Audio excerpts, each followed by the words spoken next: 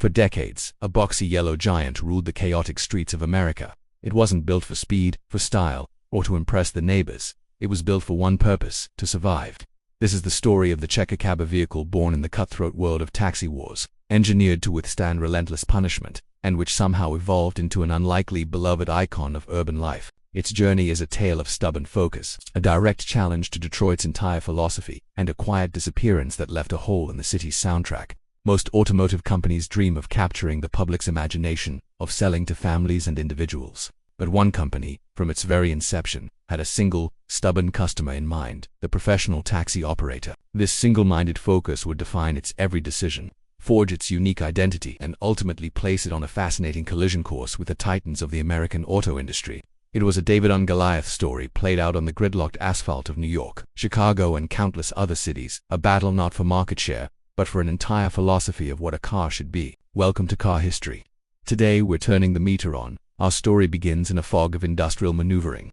The origins of the Checker cab are murky, tangled not in clean engineering drawings, but in the brutal competitive operations of early 20th century urban transporter world of taxi wars, turf battles, and complex regulations. The Checker Cab Manufacturing Company, as we know it, officially formed in 1922 from the merger of several smaller automotive players. Its founding mission was one of radical, almost monastic focus: to build vehicles exclusively for taxicab fleets. That was it. In an era where car ownership was already spreading through the middle class, why would a company choose such a narrow lane? The answer lies in the sheer relentless economics of the city. For every family that owned a car, there were dozens more who relied on hired transport. The taxi market was a booming, stable, and demanding industry, and Checker aimed to be its sole, perfect supplier. But here's where the plot thickens considerably. A twist that feels like corporate fate. You see, there existed at the same time a separate entity known as the Checker Taxi Company. They were a taxi operator, running fleets of cabs in major cities.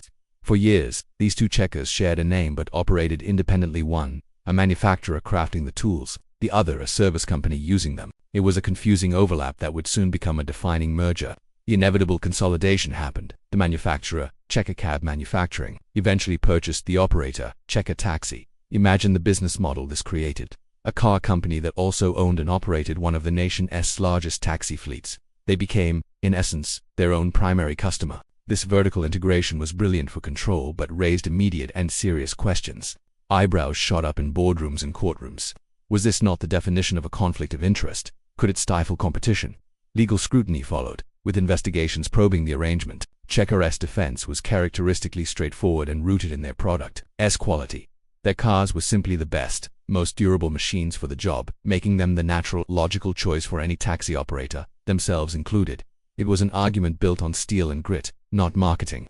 And we must talk about that steel, about the machines themselves. The early Checker models of the 1920s were pragmatic, blending into the automotive landscape. But by the late 1930s, the company began to forge its own distinct visual identity.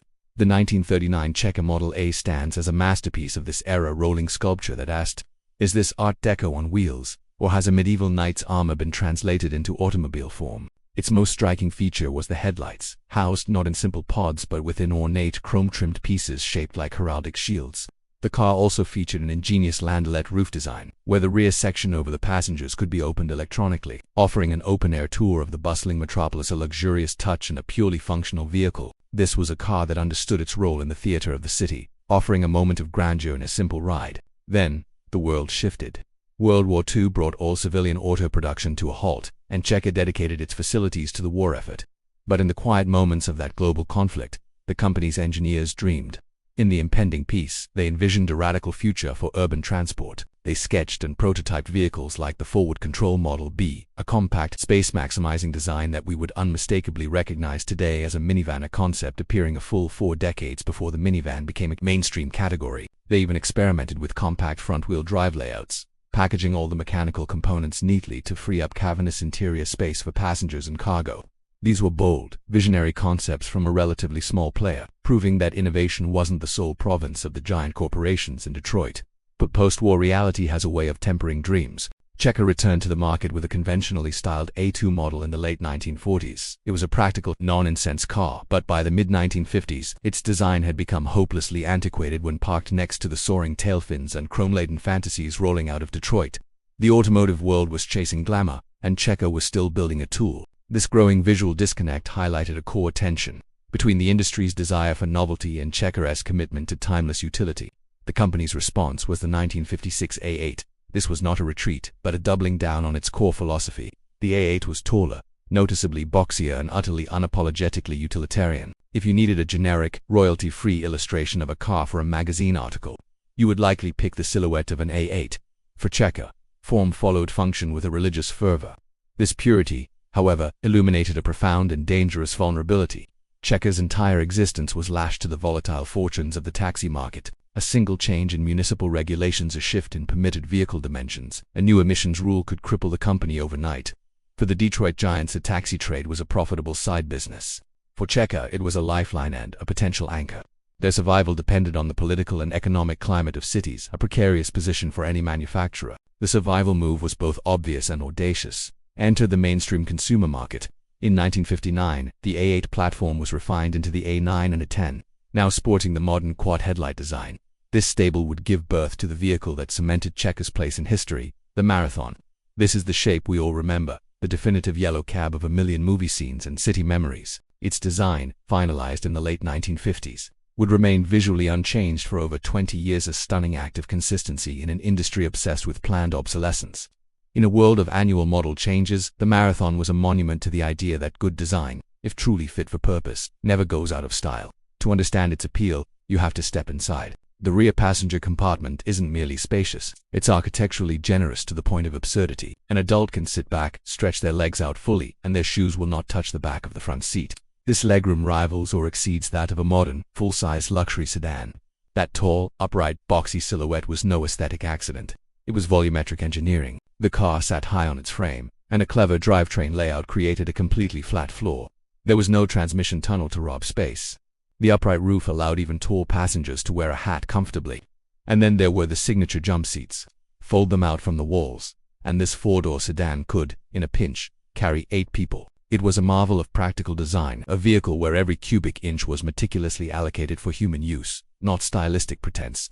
Who, in the 1960s and 70s, bought these distinctly unglamorous behemoths as their personal cars? They were not status seekers.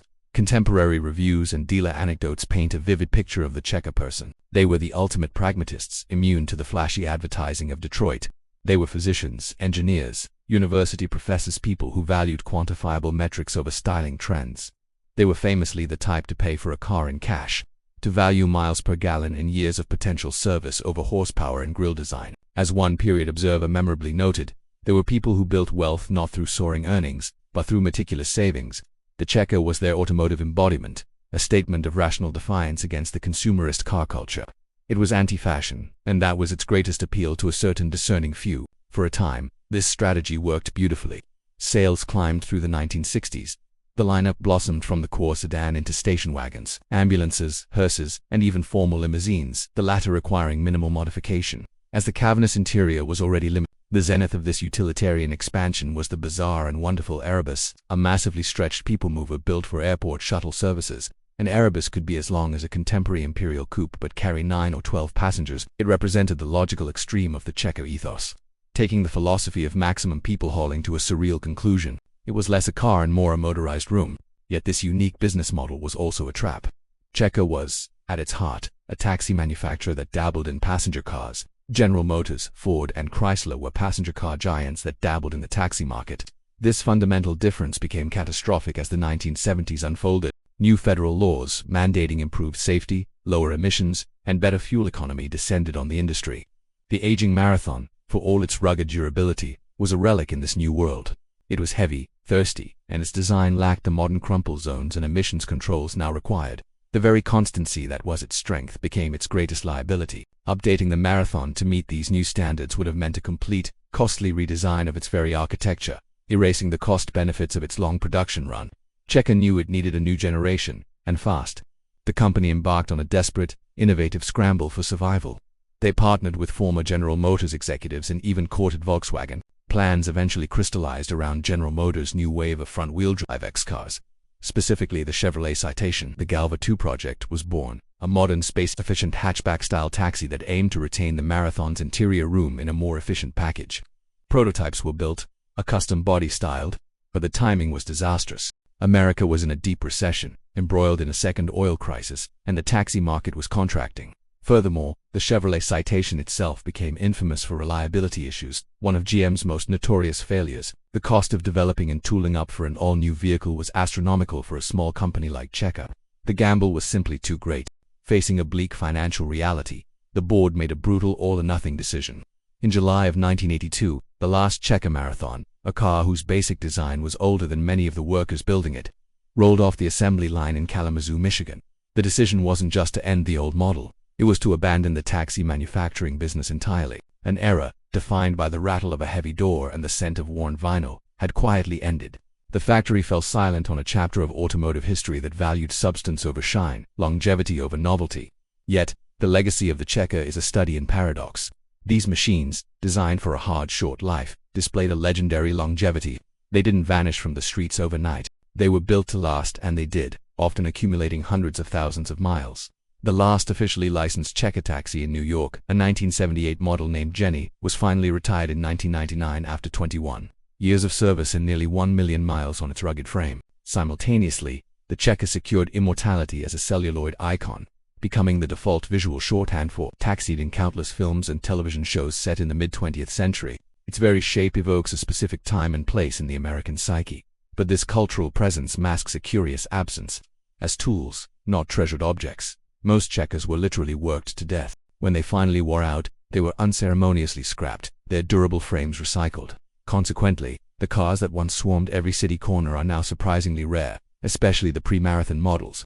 They are seldom found in classic car collections. The ultimate fate of the Checker cab is that of a legend that was designed, from the very first weld, to be disposable. It's a poignant end for a machine that represented such stubborn permanence. A silent testament to the idea that the most enduring things are often those we take for granted until they are gone. If you appreciate these deep dives into the underdogs and oddballs that shaped our automotive landscape, if you value stories of engineering grit over marketing gloss, then please hit the like button. It genuinely helps the channel Winds of Thought continue to explore these forgotten chapters. Thanks for riding along on this journey through time.